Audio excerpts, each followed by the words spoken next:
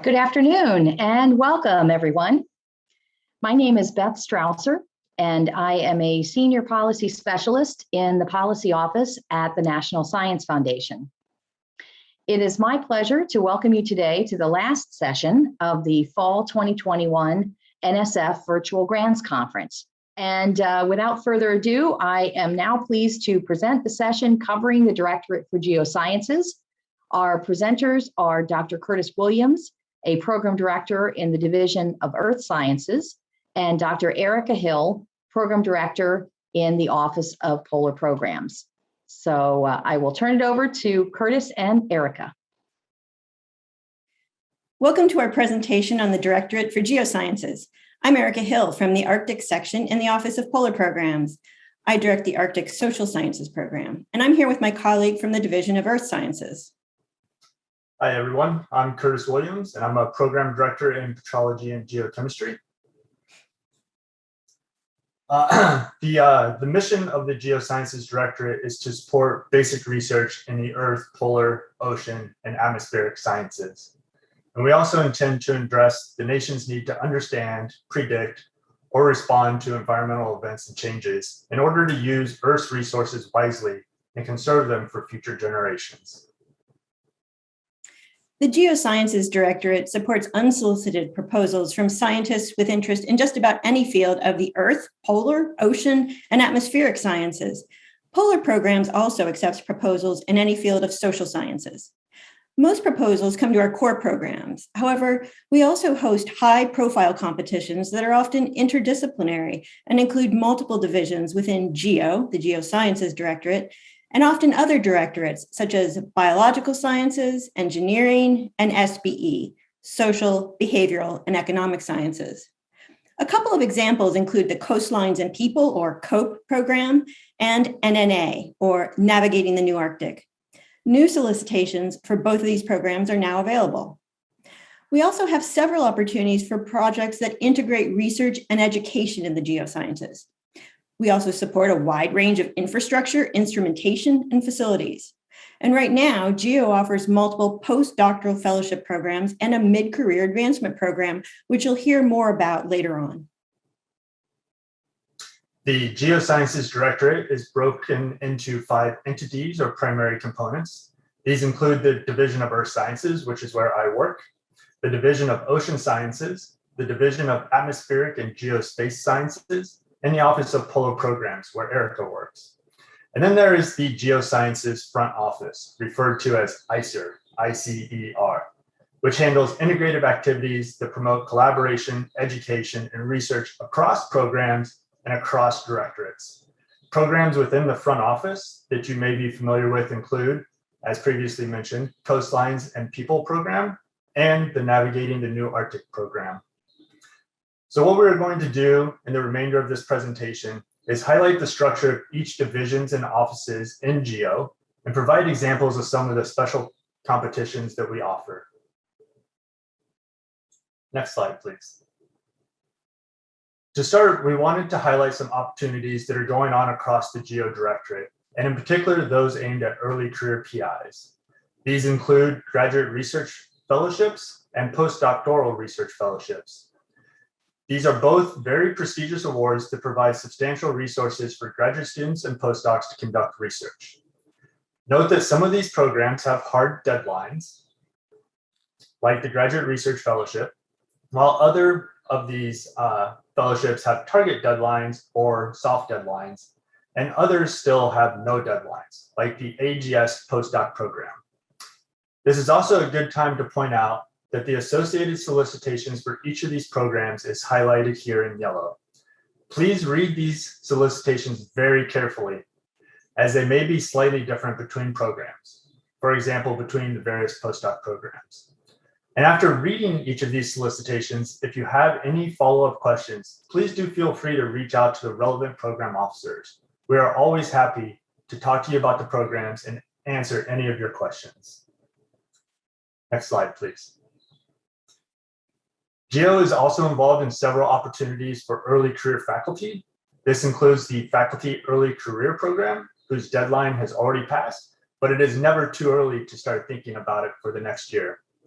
This is an NSF-wide program that requires PIs to tightly integrate a substantial educational component with their research activities, allowing them to build a firm foundation in integrating education and research. And the second program we wanted to highlight is the Mid-Career Advancement Program, which has a February target date. This is the only cross-directorate program specifically aimed at providing protected time and resources for PIs at the mid-career stage. Next slide, please.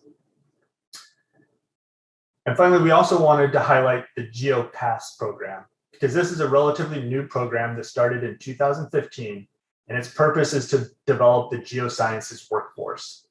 In particular, this program promotes awareness about geoscience careers among undergraduate students. There are 3 different tracks within this program: informal networks, undergraduate preparation, and graduate opportunities. Details for each of these tracks are available in the solicitation. And the other thing that we wanted to emphasize related to GeoPass, or actually really with regards to any of our programs, is Be a Jedi, which stands for Belonging, Accessibility, Justice, Equity, Diversity, and Inclusion in the Geosciences. And to let you all know that this is something we all here at NSF take very seriously. Okay, now let's begin our walk through the rest of GEO. We're going to start with my home, the Division of Earth Sciences, also known as EAR. The goal of EAR is to improve the understanding of the structure, composition, and evolution of processes that govern the formation and evolution of the Earth. To do this, EAR supports a variety of types of projects that could include theoretical, computational, laboratory studies, and/or the study of natural samples. We also support field stations and all kinds of state-of-the-art infrastructure. EAR is divided into 2 sections. The first section on the left is the disciplinary program section. The disciplinary programs, commonly referred to as the core programs, cover discipline-specific projects and are split into geophysics, geobiology, my home, which is petrology and geochemistry, and other types of programs like those. The other section, shown on the right, is the integrative activities section. Programs in the integrative activities are more cross-cutting in nature and support all of the disciplinary programs. This includes education and human resources, which is where the EAR postdoc fellowship program is managed. We also have a program for instrumentation and facilities, geoinformatics, the critical zone observatories, frontier research in earth sciences, which is for projects that are larger than typical and might not fit within a core or disciplinary program, and the cooperative studies for Earth's deep interior, which is a program that requires multidisciplinary approaches to studying Earth's deep interior. As mentioned previously, the whole GEO Directorate is committed to belonging, accessibility, justice, equity, diversity, and inclusion in the geosciences.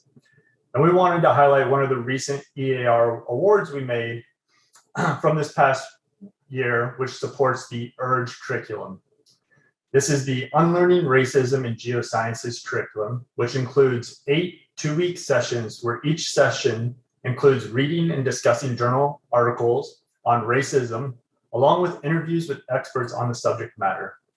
The readings and interviews provide perspectives and insights for overrepresented and minoritized groups. And the curriculum also provides tips and advice for becoming more inclusive and navigating challenges related to racism in the geosciences. At the scientific level, there's a lot of strategic planning going on in EAR right now. Recently, the National Academies published a decadal study called Earth in Time, which provides recommendations to EAR to help plan and support the next decade of earth science research, focusing on research priorities, infrastructure and facilities, and partnerships. There are 12 priority questions highlighted in this document, but only a few of them are shown here. These include, how did Earth's internal magnetic field, how was the Earth's internal magnetic field generated?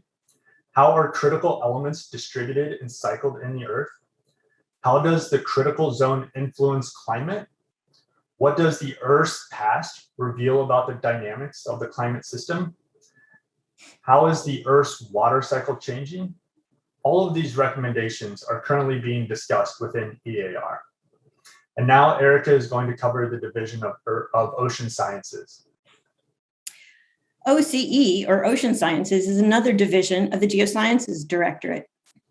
OCE supports research on all aspects of the world's oceans and their interactions with the Earth and the atmosphere. OCE also supports shared use oceanographic facilities, including research vessels, deep sea submersibles, and the Ocean Observatories Initiative that supports instrumentation arrays in both the Atlantic and Pacific Oceans. The ocean section of OCE houses two science programs, biological oceanography and physical oceanography. The marine geosciences section is where you'll find chemical oceanography, marine geology, and geophysics. Integrated programs host facilities, operations, and instrumentation, including technology development, the Ocean Observatories Initiative, and ship operations. We'd like to highlight two opportunities for those interested in working in the ocean sciences. The Mid-Career Advancement Program targets scientists at the associate professor level. The program seeks to energize mid-career scholars with opportunities to build new interdisciplinary partnerships and develop convergent science approaches. And even though we're discussing the MCA within the context of ocean sciences, it's possible to submit an MCA proposal to any division within GEO. Your project may be appropriate for the earth sciences, atmospheric sciences, polar programs, or ocean sciences. Like every division in GEO, ocean sciences also has a postdoctoral research fellowship program. The deadline for this opportunity is coming up in November. This program provides recent PhDs with a chance to develop as leaders and scientists by supporting 2 years of work on a specific research question. The section is especially interested in receiving proposals from early career scientists from groups underrepresented in the ocean sciences. The next division we want to talk about is AGS, the Division of Atmospheric and Geospace Sciences. The goal of AGS is to further our understanding of weather, climate, and the solar terrestrial system. In addition to supporting fundamental research, AGS also supports large, complex facilities that are required for research in atmospheric and solar terrestrial sciences, such as NCAR, the National Center for Atmospheric Research. AGS is also divided up into sections like EAR and OCE. There is an atmosphere section, a geospace section, and a separate facility section. AGS has recently revamped their postdoc program, which we encourage you to take a look at. Under the atmosphere section, you can also find programs in atmospheric chemistry, climate and large-scale dynamics, paleoclimate, and meteorology. Under the geospace section, you can find programs in aeronomy, magnetospheric physics, geospace facilities, and others, while the facilities section includes their education programs, lower atmosphere observing facilities, and NCAR. One of the highlights from the Division of Atmospheric and Geospace Sciences recently is the SOARS Award, which stands for Significant Opportunities in Atmospheric Research and Science. This is an undergraduate to graduate platform that is dedicated to broadening participation in atmospheric and related sciences and is equal parts learning community, mentoring program, and research internship. This is a great program, and more information can be found at soars.ucar.edu and is listed here at the bottom of the page. Now I'll hand this off to Erica to discuss the Office of Polar Programs. OPP, or the Office of Polar Programs, is the only unit at NSF with a geographic focus. The office is divided into two sections, Arctic and Antarctic, and supports basic scientific research as well as facilities, operations, and logistics. The Antarctic Sciences section includes many disciplines already covered by Curtis in his presentation. So the Antarctic section considers proposals in the Earth, atmospheric, and ocean sciences when the work needs to be conducted in Antarctica. The section also considers proposals in marine ecology, glaciology, and astrophysics. The Arctic section, which is the other half of polar programs, is similarly diverse. Arctic section considers proposals in all natural science disciplines, including glaciology, biology, and geochemistry. The AON, or Arctic Observing Network program, supports both marine and terrestrial observing networks and instrumentation. The Arctic System Science program supports interdisciplinary work that approaches the Arctic as a coupled human environmental system. My own program is Arctic Social Sciences, which accepts proposals to study any aspect of human life in the Arctic, past or present. This includes the fields of archaeology, economics, public health, human adaptation to climate change, biological anthropology, basically any field of social science broadly defined. My program has recently supported several projects focused on human responses to the COVID pandemic, including vaccine hesitancy and risk perception. All projects supported by the Arctic section are eligible for logistics support through our RSL, Research Support and Logistics Program. RSL coordinates transportation, communication, safety, and equipment transfer for researchers in remote locations, such as the Greenland ice sheet or the North Slope of Alaska. Finally, Polar programs includes cross-cutting programs in polar cyber infrastructure and polar education. Proposals to these programs may be either Arctic or Antarctic focused. We'd like to highlight a relatively new OPP program that began this year. It's the OPP Postdoctoral Research Fellowship. Like the Oceans Fellowship Program, the OPP PRF targets recent PhDs. It provides 2 years of salary for the applicant to work with a mentor scientist on a specific research question. We just made our first round of awards, and recipients include biologists, glaciologists, and oceanographers. The next deadline is February 7th, 2022. The OPP PRF is open to early career scientists who have no previous polar experience, as well as to those who have already worked in the Arctic or Antarctic.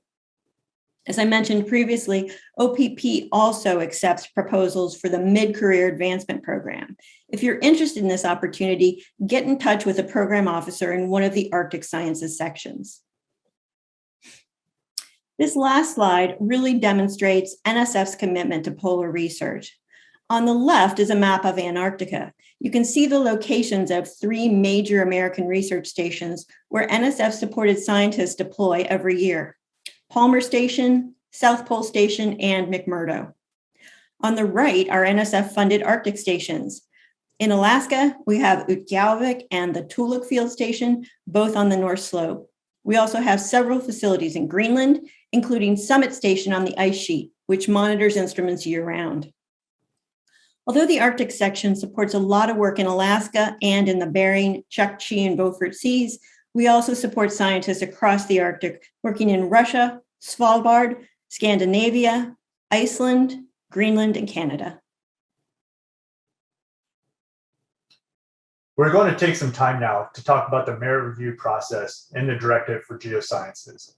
We know that there are other sessions at the Grants Conference that cover merit review, but we wanted to highlight some points with regards to the merit review process that may or may not be unique to the GEO programs. For example, programs in the Geosciences Directorate may have a deadline or a target date. Again, target dates are dates that you need to submit your proposal by for full and prompt consideration in the program, though program officers may allow you to submit a little bit after this date. Alternatively, some programs in GEO may have no deadline at all. Review of proposals may go through ad hoc review only, panel review only, or a combination of both. Ad hoc reviews are similar to how manuscripts are reviewed, where the proposal is sent out to several evaluators with expertise in the proposed topic or methods, while panels consist of virtual or in-person meetings of researchers with broader expertise. Sometimes as many as 10 to 15 people with various types of expertise may be on these panels. Then, once the reviews come in and/or the panel has met, the program officers evaluate the proposal, the reviews, and consider a host of other issues, including program priorities, NSF priorities, and what types of projects the program has recently funded in their overall program portfolio. So while panels provide guidance, It is the program officer or a group of program officers who do the final evaluation and decide whether to recommend the proposal for funding. We'd like to stress that how these recommendations are made vary within GEO and across NSF. For example, the programs I work in use both ad hoc and panel reviews, while Erica's program in Arctic Social Sciences uses ad hoc reviews exclusively. We also want to take a minute to talk about the differences between a proposal and a paper. Successful proposals are really different from conference papers or articles, and here are a few ways they differ. First, a proposal is aimed at sponsor goals, at the goals of the scientific community, the program, or NSF itself. So we encourage you to take a service attitude. How can your work help the agency or program achieve its scientific objectives? This is one of many reasons why it's so important to read the solicitation, which will usually lay out the specific goals of the program. Consider those goals as you write up your proposal. Proposals are also future-oriented and prospective. What work should be done or needs to be done? Proposals focus on the project. What are the research questions and the methods you're going to use? What kinds of data will you collect? Proposal language is persuasive rather than expository. You want to convince the reader that your work's important. That is, it has intellectual merit and it's feasible. What you're proposing can actually be done. Express your enthusiasm for the work and its potential results. Respect the page constraints of the proposal. Be succinct and clear while still providing reviewers with enough information to evaluate your research design and broader impacts. Finally, use accessible language and define any special terms or acronyms. Remember that some reviewers may not have the specialized knowledge of your discipline, so don't make them struggle to understand why your work's important. We also want to mention some common mistakes we've seen in NSF proposals. The first one is that the work might be too close to what's been done before. It is an incremental advance. Or it may be that the techniques and methodology aren't cutting edge. Geoscience is often at the forefront of developing new applications of chemistry and physics and biology for a new application. Or reviews may question how you are using the proposed techniques. Are they really the best techniques for addressing the posed questions? Another common mistake, especially for early career PIs, is the project just has too large of a scope, or conversely, that it is too narrowly focused. Perhaps the number one mistake we see is that the proposed plan will not actually address the stated goals of the project. You really want to make sure when you're writing your proposal that the work plan you're laying out circles back to the original hypotheses to be tested and is going to address what you're proposing to do. Here are some best practices we can recommend in proposal writing.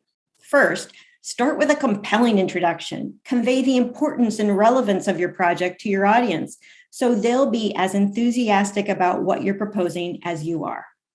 Next, situate your work in time and space. Where are you planning to work specifically? This is something a lot of PIs actually neglect to do. I see a lot of proposals talking about the Arctic or Alaska, but they don't situate the work in a specific region or community. A map may be very useful here, but remember too to use your figures wisely. Lay out a clear plan of work and a timeline. Who's doing what? Where are they going to do it? When are they going to do it? Explain the roles for each project participant or expert. If you have someone on the project to conduct a certain type of analysis, explain that to reviewers. For example, don't include a statistician as a co-PI unless you explain what this person will contribute to your project. Don't forget to explain what undergrads, graduate students, and postdocs are doing. We encourage you to include students and postdocs in your work, but we also want to see them meaningfully engaged. They should be doing work that advances the project, but also be developing skills and experiences that advances their own education. Finally, come up with a realistic budget. Don't try to cut corners if you have a genuine need for a certain type of equipment or analysis. Use your budget justification to explain to reviewers why you're requesting stipends or salary or travel. And don't forget to fund your broader impacts. funding the impacts is just as important as funding the basic research, and program officers will hold you accountable for your broader impacts. Speaking of broader impacts, Curtis is going to give you some examples in the next slide. On this slide, we want to touch upon the range of broader impacts we see in GEO. Listed here are a subset of 6 examples, but I want to stress these are just a subset of examples. There are many, many, many more types of broader impacts out there. But some that we commonly see include teaching, training, and learning, and this could be anywhere from K through 12 to the graduate level. Another common broader impact is broadening participation of underrepresented groups. This includes recruiting and integrating women, minorities, and people with disabilities into your work. We also see broader impacts that revolve around building partnerships between universities and industry, between universities and agencies other than NSF, and between US institutions and international institutions. Broad dissemination of results to enhance understanding of the science is another common broader impact. This could be either towards scientists in other disciplines or towards the general public. On many occasions, broader impact activities have included enhancing infrastructure, building labs or updating equipment at your institution, or we have a lot of PIs in earth sciences who are enhancing infrastructure in developing countries. And then local impacts can also be proposed as broader impact activities. For example, are you doing work that impacts policy at the state or local level? Again, I want to emphasize these are just 6 examples of what we see in GEO, but there are many more. And we always want to remind people that you don't have to do all of these. We know that not every broader impact is right for the same PI or the same institution. And it is much better to do one of these really well than to try and cover everything. So take time to explain what you're going to do, why it's important, and how it feeds into the proposed work. Okay, so you've put all this work into your proposal and you're declined. What do you do next? First, everyone gets declined, especially the first time. Yeah, it's frustrating, but give yourself some time to read through and consider the comments from reviewers. Read the reviews several times over days or even weeks. Even the harshest review may have some very good advice, so don't fixate on a single review or a single comment. As program officers, we usually see themes emerge in reviews. For example, more than one reviewer may point out that the methods aren't sufficiently detailed, or maybe the broader impacts are underdeveloped. That's actually really common. When you see similar comments from 2 or more reviewers, then you probably have an issue to work on. So plan to revise and resubmit. It may be helpful to ask a colleague to read through the reviews and give you some objective advice. Finally, and this is really important, contact your program officer. A big part of my job is to meet with prospective PIs to discuss whether to revise and resubmit. I schedule half-hour Zoom meetings, sometimes with entire project teams, to discuss the reviews, answer questions, and strategize. You want your program officer to know who you are, and usually we want to know who you are. And if you submit to my program and it's not a good fit, often I can point you to the direction of another program. So don't be afraid to reach out and ask for guidance. If you're awarded, celebrate. We are so proud of you. But still, read the reviews and the panel summary if there is one. They likely had some really useful criticisms and advice for fine-tuning your project. Even if you're awarded, this is still really important. Always cite your award when you publish your results or present them at a conference. Read the PABG and write your annual reports on time. I'm sure you'll hear that many times at this conference. And develop a rapport with your program director. Keep us updated. As Erica mentioned, we want to know how things are going. How is your project doing? How are your students doing? What are you publishing? And be a good mentor to your students and colleagues that you support with your NSF award. Okay, last slide. Here's my email and one for Curtis. Remember that there's usually either a general email or a contact person listed for specific programs. So how do you stay informed about what's going on at NSF? I suggest bookmarking the section page for your field. Just go to the Geosciences webpage at nsf.gov. This page has links to each section. You can also sign up for GEO email updates. Some divisions have newsletters, including ocean sciences and polar programs. The newsletters announce new solicitations and feature newly funded projects. So that ends the GEO presentation. We can now take any questions you have. All right, wonderful. Thank you so much, Curtis and Erica, for that excellent presentation. And really, I just want to commend you both on the really excellent, specific, detailed, and practical tips and best practices that you gave for proposal preparation. So I know we've already gotten some comments at how extremely helpful that is. So appreciate that. Okay, all right. So let me go to the first question. And actually, before I get into that, let me just say to the people logged on, do not be shy. You know, you've got two fantastic program officers here to answer your questions. So, you know, take advantage of it and submit questions in the Q&A. Okay, all right. So first question has to do with the coastlines and people solicitation. And the person is asking, is it likely that the funded COPEP programs will be able to renew after their first term, like LTER, sorry, or CZO, or is NSF assuming that they will end after 5 years like a standard grant? So whoever wants to take that one. Oh, I can take that one. At this point, Okay. we're treating those as standard grants. That's not to say that things won't change in the future, but at this point in time, there's no plans to treat them like LTERs, as far as I know. Okay. All right. Okay, the next one has to do with how reviewers are charged with evaluating broader impacts / outreach.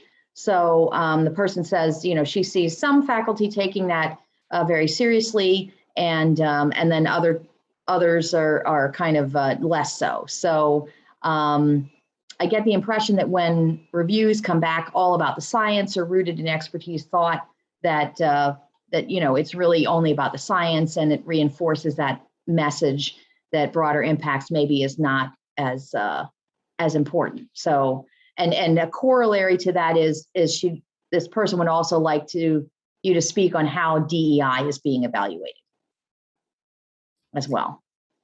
Well, I can address the broader impacts, and certainly if you don't have the good science, it's a non-starter, but good science, and certainly this is super important in the Arctic section in OPP, broader impacts are really significant, especially in increasingly returning the results of science to the communities in which you work. So if you're working in Alaska, for example, and you don't have a plan to return science to the community that you're working in, and again, this doesn't have to be social science research. If you're working in a coastal village studying coastal erosion, but you don't have a plan to return the knowledge to the community in which you're working, then really you don't have a strong proposal. You've got to have the good science, and you've got to have the plan for some kind of outreach, return of findings to the community, and broader impacts. And remember too, broader impacts can accrue at multiple scales. You can have impacts on individuals, such as students, by developing skills for them. You can have impacts at the university level by developing curricular materials, and you can have much broader society impacts. So in OPP Arctic, broader impacts are super important, but again, they need to be linked directly to the science being conducted. Yeah, and I would just add, I think all of GEO places a very strong emphasis on broader impacts, but there's no magic number between how we weight intellectual merit versus broader impacts. And I know that at least in our programs, you know, there's a wide variety of flavors of broader impacts. And sometimes we see proposals that are sort of ho-hum on intellectual merit, but have a really strong broader impacts activity that is well suited for the PI in this institution, and that can raise the proposal up to a fundable level. But it's really the whole package, and we see a variety of intellectual merit versus broader impact, and we consider it all. As far as DEI goes, I think across GEO we all are supportive and encourage DEI efforts. They're not required. Again, this comes down to the proposal, the PI, the institution. Do they have a great idea? Is it well suited for their position and what they would like to do? If it is, fantastic. Put it in there, send it to us. We would love to see it. Okay, great. Thank you very much for that. Okay, somebody else, this is an interesting question. So when prospective PIs reach out to you before they submit a proposal, what would you like to see in that introductory email? I can start out with my response, which is what we call a one-pager, which is a general overview that may be in a paragraph, a couple of paragraphs, identifies what's your big research question and the intellectual merit. What are your anticipated broader impacts? Usually on the basis of a one-pager, we can tell, first of all, whether or not it's a good fit for the program you're asking. And usually that one page will give us enough to say, hey, might not be right for my program, but you might try Curtis over in Earth Sciences. And we'll often, send you back with some questions on your one pager. And then I generally will say, hey, if you want to talk this through, let's set up a Zoom meeting. And we can talk through not only your project, but what might be the appropriate funding mechanism here at NSF, because there's a lot more going on than just a standard research proposal. We have smaller awards for various types of research that might be appropriate as well. Okay, it's Curtis, did you have anything you wanted to add to that, or? No, I think Erica covered it all. One pagers are nice, they're not required, but definitely reach out to us with any questions that you have so we can figure out where the best fit is for the work that you would like to do. Okay, great. All right. So another person logging on is wondering whether the GEO Directorate considers proposals with a geoengineering focus.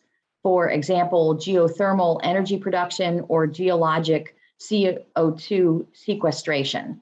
They noticed they didn't appear among the strategic questions that you showed. So they were just wondering if GEO would consider proposals in those areas.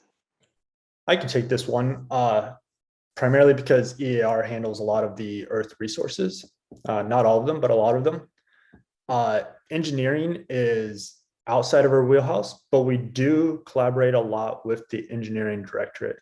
So if you have a proposal that crosses the boundaries, send it to either us in GEO or send it to engineering and just mention that it crosses boundaries, and we will reach out to each other and figure out if it belongs in one home or another, or if we co-review it, or how we move forward. But we love to see all great ideas, and our goal is to find the right home for them to be reviewed. Great. All right, thank you. Somebody else was saying, I think that you mentioned a GEO newsletter in your presentation, but I can't find it on the website. Is there, where could they find that? Is there a link that somebody could share for that?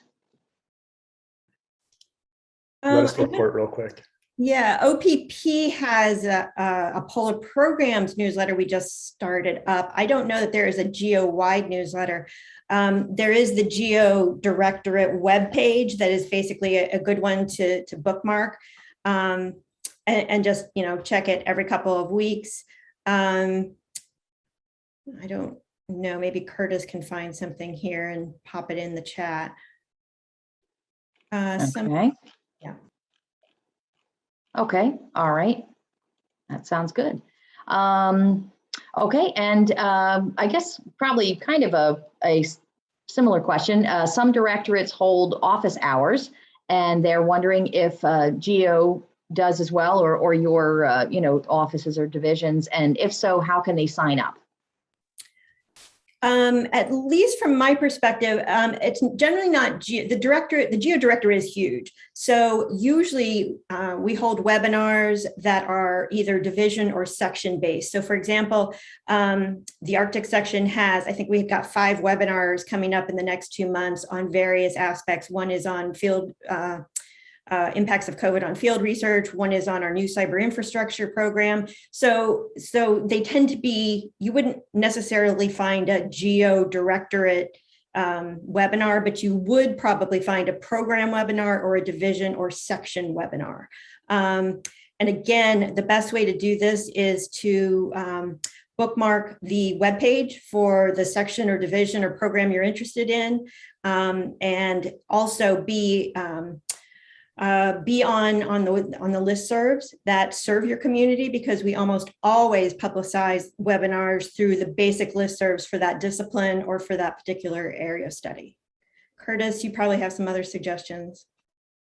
Usually they're held with special programs or with new solicitations. They will host them. But again, send us an email at any time and we'll set up a little 30-minute block of time to talk to you about your research and education plans.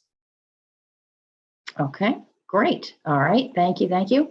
And again, people, logged onto the webinar. If you have any other questions that you'd like to ask Erica or Curtis, please feel free to put those in the Q&A. I have one that just kind of curious about. What is the best way to find out about add-on opportunities to an NSF grant? I'm thinking of like the RUI, the research undergraduate institutions, or REU grants, workshop grants, that sort of thing. What's the best way to find out about including those in your proposal? Include them in the proposal or add on, I guess. Add on. Well, it could be that you would include an REU component in your proposal, or you might you might do that as a supplement. So.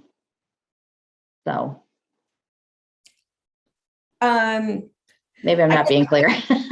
Sorry, maybe Curtis has more experience with the REUs than I do. Certainly workshops and that kind of thing can be parts of proposals. You can do it's also possible. We don't really strongly encourage supplements. But if you have an unanticipated opportunity that shows up in your research and you really want to pursue it, get in touch with the program officer. Sometimes they will consider supplements. Supplements are really very much dependent on which division and which program you're working with, whether or not they'll do supplements.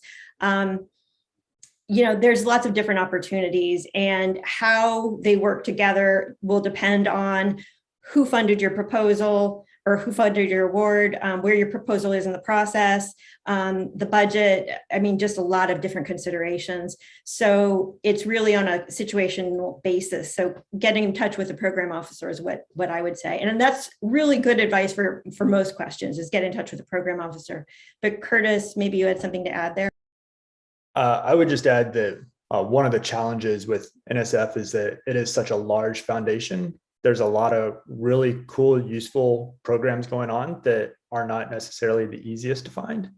So again, just reiterating, reach out to one of us. If we don't know the answer, we'll put you in touch with somebody who will direct you to the right place to do these sorts of add-on projects that you would like.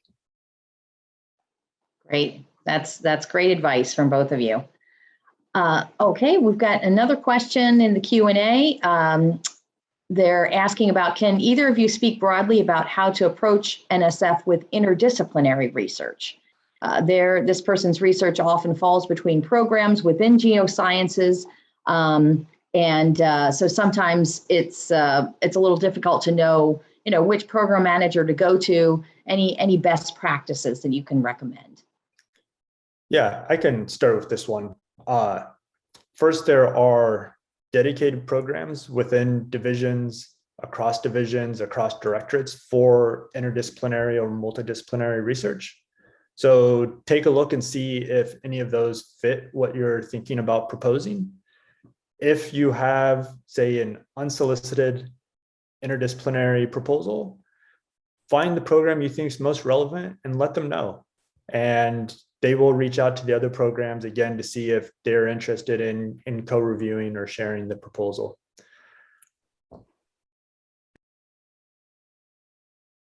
I can provide a little bit more detail. Arctic is really an interdisciplinary, so I don't know that this is probably not a problem you're having with Arctic. But another approach is to really highlight in your multidisciplinary proposal what disciplines are involved. And so that'll sort of alert the disciplinary program officers, hey, this is relevant to me. So, sort of spell it out and make it easy. But, don't necessarily be concerned because your proposal is being passed around. Program officers like to talk about possibilities. So, I frequently, if I have something especially if I have something I'm really interested in, I might take it to my colleagues and say, hey, I'm interested in this. Are you interested too? Is this something that would fit in? And so program manager discussion on this end that's not a bad thing. And it can sometimes take some time to find the right home for a project. And that it emphasizes why it's so important to stay abreast of what NSF is up to. We have opportunities coming up all the time. And, one of them may be the best fit for your project. Mm-hmm. Okay, great. And somebody kind of submitted a follow-on question about the interdisciplinary work. They were saying that you had mentioned about contracting the program officers, and they were asking how much lead time does that normally require? How much run-up time might be needed? I guess it depends on where you are in the process. If you're just at the idea point, then you could be maybe 4 or 5 months before a submission date. It just depends. And it's also fine to sort of float your idea with somebody ahead of time, just to make sure they would be the right person for a full-blown proposal. It just really, the answer is it depends, unless Curtis has something else. Probably the earlier the better, Earlier the better is always, but we are talking about faculty here. So, and having been a faculty person, I can say that without prejudice. Yeah, the earlier the better, of course. But realize that there are some things that we can answer and some things that we will not be able to answer when we have these discussions. So get in contact with us, but I also would recommend for any proposal you submit, pass it by one of your colleagues, find somebody you're comfortable talking to who might be slightly outside of your area of expertise, run the idea by them, run your methods and your strategy by them, run your broader impacts by them. And they usually provide really good information as well. So we're here to talk to you about programmatic fit and everything that goes along with submitting your proposals. But when it comes down to talking about is this cool science, or is this gonna, get me funded and this and that, that's where your colleagues come in and can help you out a lot. Great, excellent. So I'm just wondering if you can comment a little bit on what you think are the benefits of serving as an NSF reviewer. And also, I don't know if either one of you are or both are rotators, but also serving as a rotator at NSF. The answer is invaluable. And the same answer for both of those. Yes, you absolutely do want to be a reviewer if you possibly can. Serving as an ad hoc reviewer means you'll get to see what a proposal actually looks like and when it comes to you. And on average, proposals are usually, there are a lot of pages. They can be really intimidating. but looking through a proposal and reviewing the budget and reviewing the justification with those merit review criteria in mind is really a very different exercise than writing the proposal to those merit review criteria. So I would say absolutely try to take the opportunity to do a review. So if you've never done a review before and you get requested to do a review, say yes, absolutely. If you're have any expertise related.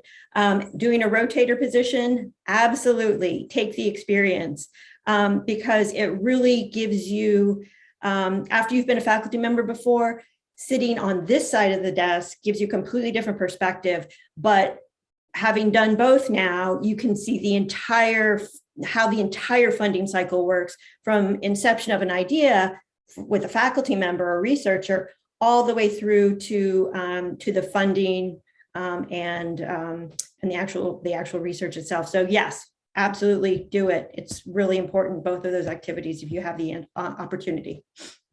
I would just add, if you're interested in being a reviewer, find the most relevant program and send them your contact information.